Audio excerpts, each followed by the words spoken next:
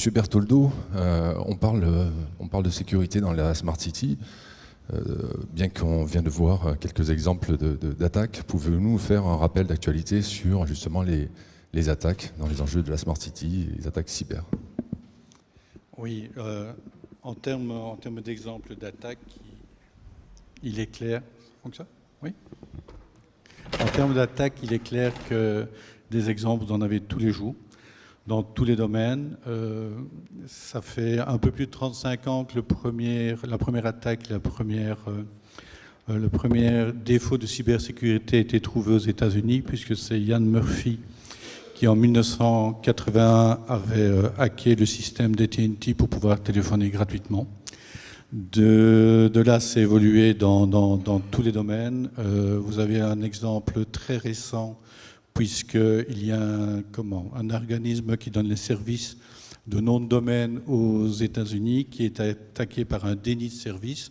Un déni de service, c'est simplement un excès de requêtes sur un serveur.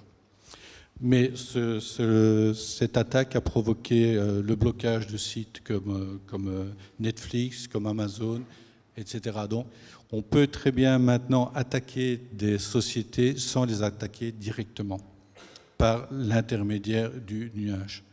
Donc là, c'est un des premiers éléments. Il y a eu également, au niveau des organismes publics, un hôpital à Monaco qui a été attaqué. Et là, ce n'était pas de l'extérieur. Les données ont été prises par un employé indélicat qui a sorti ces données dans le public.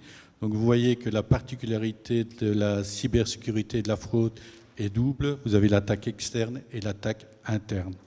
Donc, et des exemples ainsi, vous en avez des dizaines, des dizaines et des dizaines. On n'a pas encore eu trop d'attaques pour l'instant sur les hôpitaux, mais les dossiers médicaux des sportifs sont des éléments très très sensibles qui sont visés par les hackers. Pourquoi? Parce qu'on nous demande des rançons. Juste avant l'investiture de Donald Trump, les caméras de sécurité de Washington DC avaient été piratées et les pirates demandaient une rançon aux autorités américaines pour libérer ces caméras. Les autorités américaines ont réagi avant de payer la rançon, ont réussi à réactiver les caméras, mais vous voyez jusqu'où ça peut aller.